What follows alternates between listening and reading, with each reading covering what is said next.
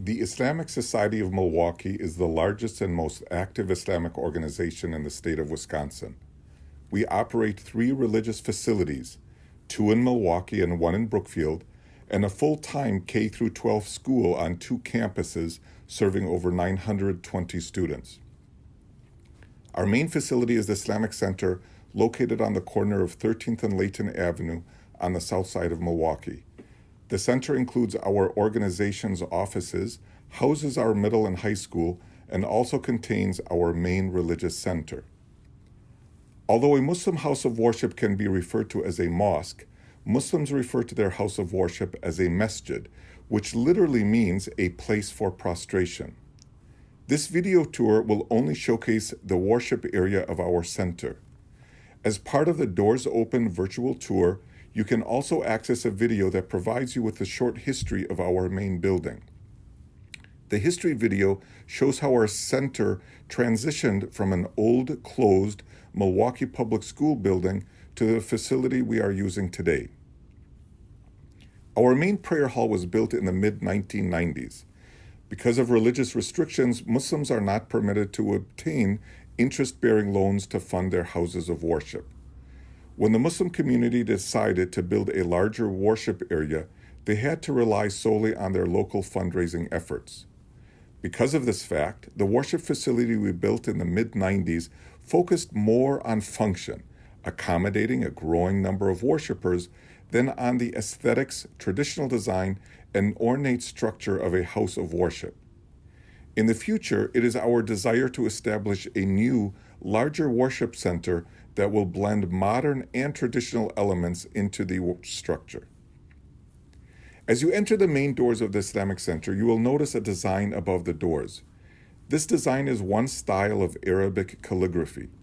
Muslims have developed many styles of calligraphy to glorify and beautify the words of God. Because Muslims are discouraged from representing human figures, you will not find statues, portraits, icons, or other such items in Muslim houses of worship. Instead, you will often see calligraphic patterns, geometric and ornamental designs, arabesques, floral motifs, and other abstract patterns. This particular design is a verse from the Muslim scripture, the Quran, chapter 18, verse 39. The verse comes at the end of a parable about 2 men, a wealthy, arrogant man who attributed his success solely to himself and failed to recognize what God had blessed him with, and a simple, humble man who put his trust in God.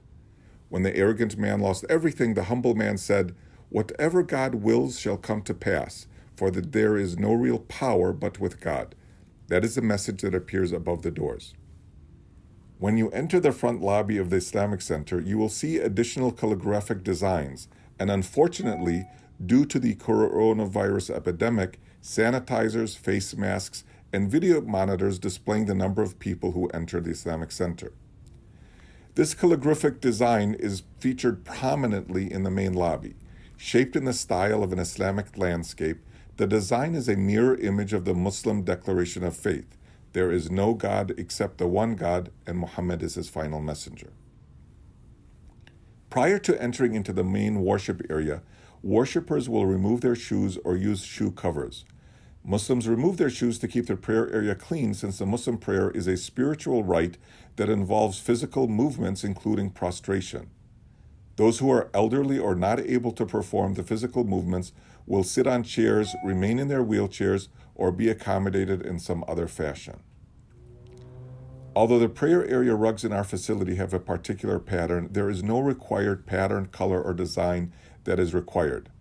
Prior to the existing rugs, the center had alternating blue and gray carpets. Most worship areas will usually have some patterns that are largely meant to assist the worshipers in forming straight prayer lines. If anyone has ever tried to get hundreds of people to stand in straight lines about 4 feet apart without any guides, you will understand the importance of having patterns. The main prayer area you see here was built in the mid-1990s. The building was constructed so that the front of the building is facing northwest.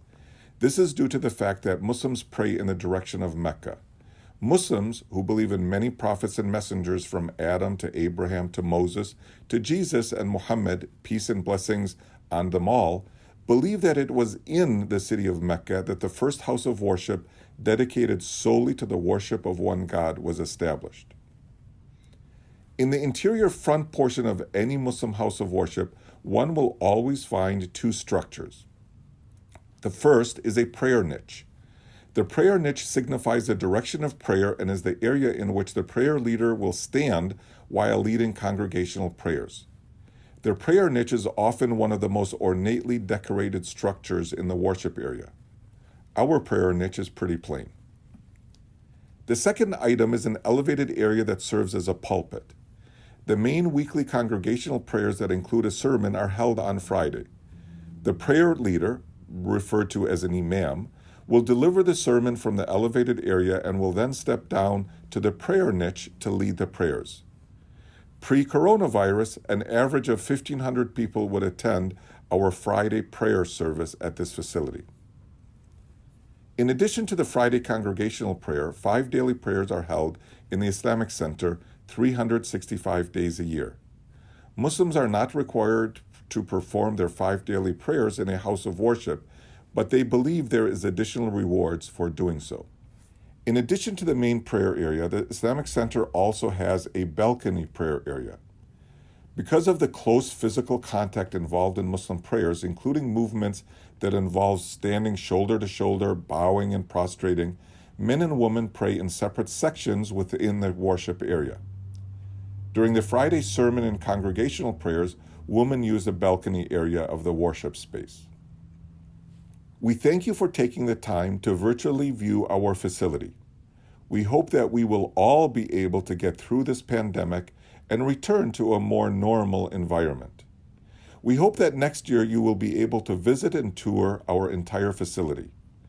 In prior years, we have always featured multiple exhibits, had some young members create henna designs for willing guests, offered our guests a wide variety of foods and snacks, and much more.